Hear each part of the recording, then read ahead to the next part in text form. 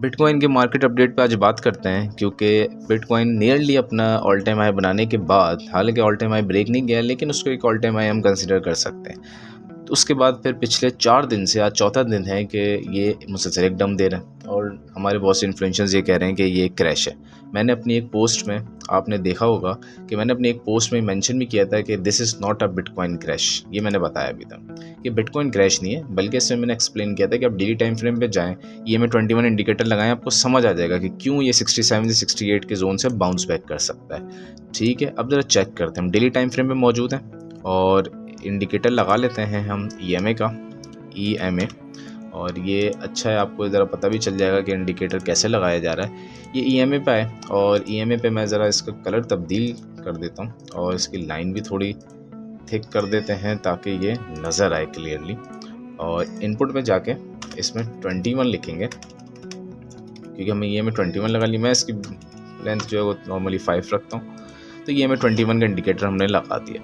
अब EMA 21 का indicator क्या बता रहा है ये देखते हैं साहब। ये हमें बता रहा है कि ये भाई साहब, यहाँ से हमने बात की थी और RSI उस वक्त 50 पे था कि यहाँ से ही बाउंस बैक करेगा। उसका रीज़न ही बताया था कि EMA 21 की लाइन पे ये रीटेस्ट कर रहा है। इसने रीटेस्ट किया और यहाँ से एक ज़बरदस्त रैली नज़र आई और ऑलमोस्ट हाई बना है 69 पे, यानी कि $7,000 का ये एक हमें पंप नज़र आया। बड़ा पंप है ये, 10% से ज़्यादा बनता है। इसके बाद फिर ये नीचे आ रहा था तो कह रहे थे क्रैश है। क्रैश नहीं था, ये EMA 21 को रीटेस्ट करने आ रहा था। उसके बाद एक पंप दिया लेकिन वीक था, तो दोबारा आया। कुछ ऑर्डर्स बाकी थे, क्योंकि यहाँ पे पीछे जाए तो ऑर्डर ब्लॉक्स मौजूद थे। और यहाँ से फिर एक बड़ी रैली नज़र आई अराउंड 66 से, फिर स्ट्रेट अवे गया 73 पे। दोबारा $6-7 का पंप नज़र आया। उसके बाद दोबारा नीचे आ रहा है। तो अब नीचे क्यों आ रहा है? अब अगर हम इसको देखें कि ये हमें नज़र आएगा कि यहाँ से RSI जो है हमारा, वो बनता ऑलमोस्ट ऐसे ऊपर की तरफ जाएगा और यहाँ से ये बाउंस बैक करके कैंडल्स स्टिक ऊपर की तरफ जाएंगी। ये कुछ सिनेरियो हमारा बनेगा। ठीक है, अच्छा ही तो ये मैंने अपने पोस्ट में इधर शेयर भी किया था कि आप EMA 21 इंडिकेटर देखें डेली पे, नज़र आएगा कि यहाँ से बाउंस करे। ये जोन बनता है अराउंड 67 से 68 के दरमियान वाला। अच्छा, इसको थोड़ा सा EMA 21 को हाइड करते हैं और मैं ज़रा अपनी कुछ ड्राइंग्स को ओपन करता हूँ जो मैंने बनाई थी प्रीवियसली। और ये मैंने थोड़ा काफ़ी स्ट्रक्चर को स्टडी करने के बाद बनाई थी ड्राइंग्स। अच्छा, ये क्या चीज़ें हैं? ये कुछ 3 ऑर्डर ब्लॉक्स हैं। स्ट्रक्चर ब्रेक है वैसे तो ये। अब स्ट्रक्चर ब्रेक क्या होता है तो इसको थोड़ा सा समझते हैं कि स्ट्रक्चर ब्रेक क्या है। इसको हाइड किया, हम आते हैं 1 आवर के टाइम फ्रेम पे। वैसे तो आप वीकली डेली से शुरू करें, लेकिन उस पर स्ट्रक्चर ब्रेक मुश्किल होता है, बल्कि नियरली इम्पॉसिबल सा हो जाता है। तो छोटे टाइम फ्रेम पे मिलता है ये 4 आवर, 1 आवर 30 मिनट्स इस पर। तो 1 आवर पे था तो मैं स्ट्रेट अवे 1 आवर पे आ गया। अब हम देखते हैं कौन सा स्ट्रक्चर ब्रेक मौजूद है। तो स्ट्रक्चर ब्रेक वहाँ मिलेगा जहाँ पंप करते हैं मार्केट। तो पंप इसने ऑलमोस्ट यहाँ से करना शुरू किया, तो यहीं पे कहीं पे स्ट्रक्चर ब्रेक मिलेगा। अब यहाँ पे हम देखते हैं तो हमें स्ट्रक्चर ब्रेक तो नहीं मिल रहा। स्ट्रक्चर ब्रेक है या कैंडल ब्रेक बोलें उसको, थोड़ा सिनोनिमस है एक दूसरे से। तो ये आपको एक नज़र आ रहा है कैंडल ब्रेक। ये देखें, ये एग्जैक्ट ऐसा लग रहा है जैसे टूट के यहाँ से बनी है। ऐसा लग रहा है टूटी हुई है कैंडल्स दोनों। इसको कहते हैं कैंडल ब्रेक। और इसका रीज़न ये होता है, जब आप थोड़ा एक्सपीरियंस हो जाएंगे तो समझ भी जाएंगे कि इसका रीज़न ये होता है कि छोटे टाइम फ्रेम पे यहाँ पे ऑर्डर ब्लॉक्स मौजूद होते हैं। तो यहाँ पे एक हमने, पहले हम इसको ड्राइंग्स को रिमूव करते हैं और यहाँ पे एक हमने ये लाइन बना दी। ठीक है, वैसे इस लाइन को थोड़ा हम करते हैं हॉरिजॉन्टल रे, ये सही रहेगा। ये हमने एक लाइन बना दी। ठीक है, अच्छा, इस लाइन का मकसद क्या है कि यहाँ पे एक स्ट्रक्चर ब्रेक मौजूद है। ये स्ट्रक्चर ब्रेक है। स्ट्रक्चर ब्रेक होता है जो कि एक ऑर्डर ब्लॉक होता है और प्राइस ने दोबारा इस जगह पे आना ही आना है लाजमी, चाहे वो जितना ऊपर चले जाए। अब ये देखें, यहाँ से तो प्राइस बहुत ही ऊपर गई थी। लोग बोले थे बस अब ये ऑल टाइम हाई ब्रेक कर देगा और ये सीधे 80,000 पे जाएगा। ऐसा नहीं था। और रीज़न ये था कि यहाँ पे एक ऑर्डर ब्लॉक मौजूद था।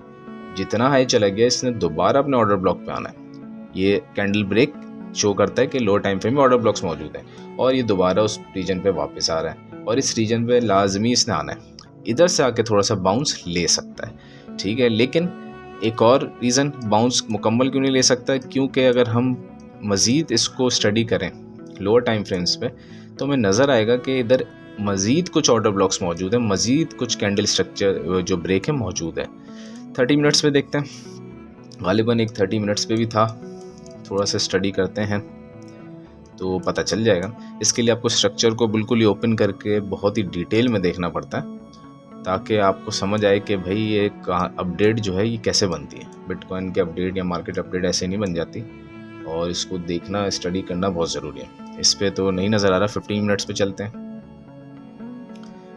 15 मिनट्स पे है, एक ऑर्डर ब्लॉक मौजूद था, एक स्ट्रक्चर ब्रेक, शायद दूसरा भी हो, दोनों को देख लेते हैं। ये वाला अच्छा देखें, एक ये जो है जो मैंने मार्क किया हुआ ये 15 मिनट्स, 30 मिनट्स और 1 आवर तीनों पे मौजूद है, आपको नज़र आ रहा है एक तरीके से। ठीक है, आगे चलते हैं। तो एक और ये कैंडल ब्रेक नज़र आ रहा है, इसको थोड़ा देखते हैं। जी ये बिल्कुल कैंडल ब्रेक है, ये रहा। ठीक है, अब ये देखें कहाँ छुपा हुआ था, जो लास्ट हायर टाइम फ्रेम में नज़र ही नहीं आ रहा था, ये रहा। ये है 67,188, इसका मतलब प्राइस ने यहाँ तक भी आना है ये सारे ऑर्डर्स उठाने।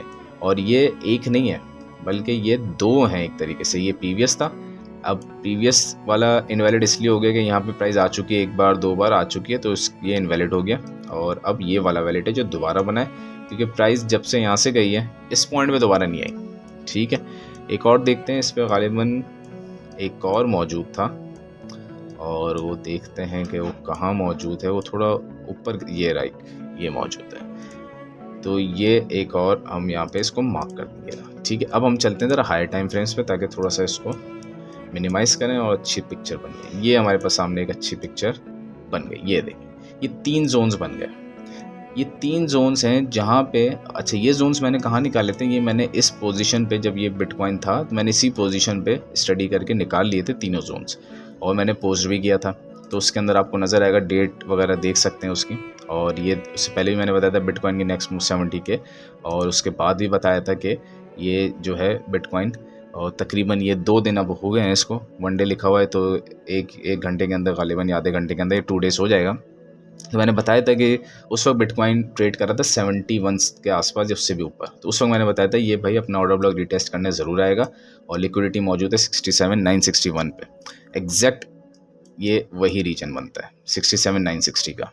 ठीक है, और उसके आगे बताया था कि 5 नवंबर के बाद फिर ये अपने उस पॉइंट को ब्रेक कर सकता है, ऊपर जा सकता है। और मैंने कुछ कॉइन्स भी बताए थे कि इस पे इन्वेस्ट करें, ये बेहतरीन कॉइन्स हैं और ये बहुत अच्छा प्रॉफिट देंगे। ठीक है, फिर इसके बाद मज़ीद कुछ मैंने वीडियोस डाली, उसमें पोस्ट डाले थे, वो देखिएगा। और इस पर देखते हैं तो अब होने क्या जा रहा है कि भाई ये प्राइस चार्ट ने यहाँ तक तो आना है। इसके बाद क्योंकि ऑर्डर ब्लॉक है, यहाँ से बाउंस करेगा थोड़ा सा, फिर नीचे की तरफ आएगा, नीचे वाले ऑर्डर्स को उठाना है, फिर यहाँ से बाउंस कर सकता है, फिर फाइनली इस ऑर्डर को उठाएगा।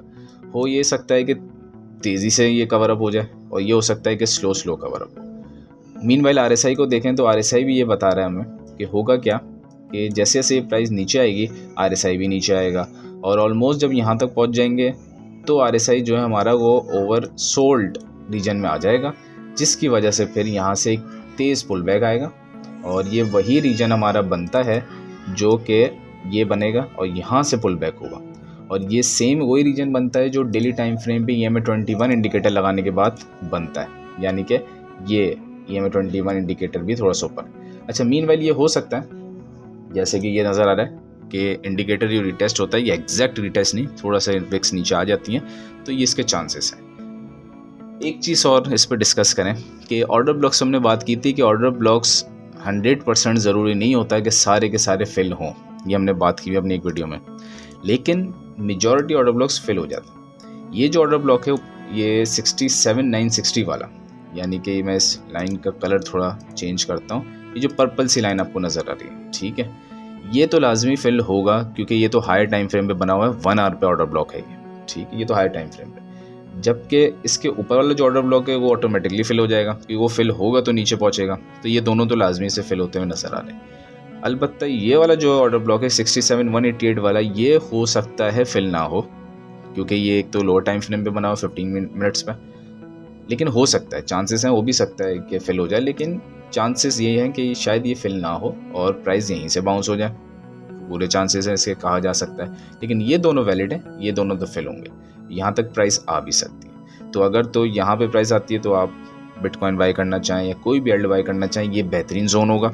जब बिटकॉइन की प्राइस यहाँ पे ट्रेड करेगी, किसी भी एल्ड कॉइन को बाई कर सकते हैं, और अगर मज़ीद नीचे आती है तो फिर आप उसको DCA कर सकते हैं, जिसको डॉलर कॉस्ट एवरेज कहते हैं, मज़ीद बाई कर सकते हैं। यहाँ से इसने बाउंस होना है, इससे नीचे नहीं आएगी। मतलब ये नहीं होगा कि हम देखेंगे मज़ीद क्रैश हो जाए, उसके चांसेस अभी नहीं है जब तक कि कोई ख़राब हालत ना पैदा हो जाए, तो वो अलग चीज़ है।